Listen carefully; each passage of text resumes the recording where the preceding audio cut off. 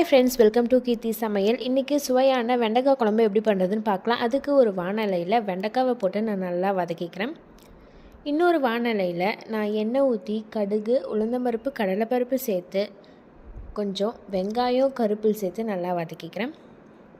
நல்லா கொஞ்சம் வதங்கின வட்டியும் 1 டேபிள் ஸ்பூன் மஞ்சத்தூள், 1 டேபிள் ஸ்பூன் குழம்பு மிளகாய் தூள், அப்புறம் கொஞ்சம் தக்காளி சேர்த்து நல்லா பச்சை வாசம் போகிற அளவுக்கு அதை வதக்கிக்கிறேன். இப்போ நம்ம ஃபஸ்ட்டு வதக்கி வச்சுருந்தோம்ல வெண்டைக்காய், அதையும் சேர்த்து கொஞ்ச நேரம் வதக்கிக்கிறேன். இப்போ நம்மளோட சீக்ரெட் இன்க்ரீடியன்ட்ஸ் என்னென்னா, கொஞ்சம் புளி தண்ணி எடுத்து அதில் கடலை மாவு 3 டேபிள் ஸ்பூன் சேர்க்க போகிறோம். இதுதான் நம்மளோட சீக்ரெட் இன்க்ரீடியன்ட்ஸ். அது நல்லா கிளறி விட்டு குழம்புல ஊற்றிட்டு நமக்கு தேவையான அளவு தண்ணியும் ஊற்றிடணும்.